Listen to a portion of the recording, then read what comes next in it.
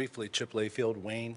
On the same subject, I was surprised to see that this actually was back on the agenda. As I remember, a few weeks ago when this board had a discussion amongst yourselves, Commissioner Spangler talked about the idea of the manager and the solicitor coming back to the board with a few recommendations that the board would then debate, discuss, and then those recommendations would go forward on this primary, actually. And it was just going to be a handful of things. We weren't going to open up the charter.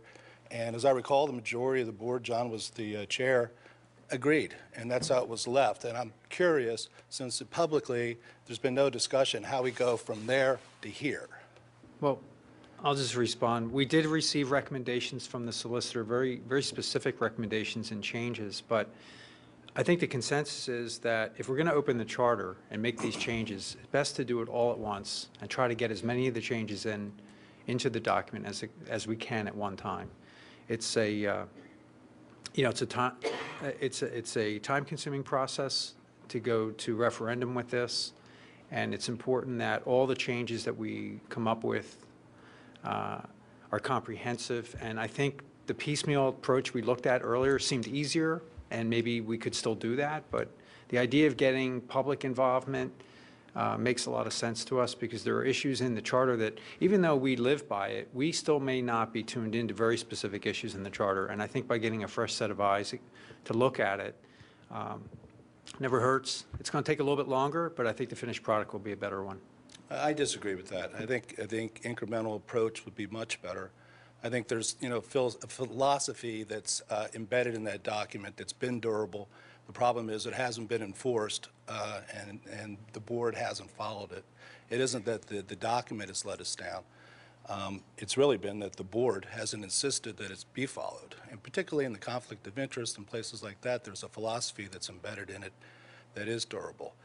And then politically, it's really kept the county out of Radnor Township and the county commissioners and the county bosses from being able to promise jobs here in the township building. And it's done an excellent job of creating that firewall. And I think that's why Commissioner Spangler, which with all due respect, has the history to understand these issues, came up with a common sense approach of doing it incrementally. So, at that time, it was the Republican Party that stood up and created the firewall to protect the township from the interest of the county Republican Party. Now, as the Democrats are in control of the township, and in time, the next decade will most likely be in control of the county, I think similarly, it's important that these firewalls are put up to protect this town. Well, that's one thing we don't have. We don't have the problems that Haverford has of the commissioners and county commissioners and others looking for jobs. And it always gets down to that, jobs and patronage. And I think our charter's done a good job protecting that, and I think it's a mistake to open it. And if you do open it, there's no reason to bring the League of Women Voters in, I don't think. I'd be very, very careful doing it. I'd put people on the board that are skeptical of the need to change. Thanks. Thank you.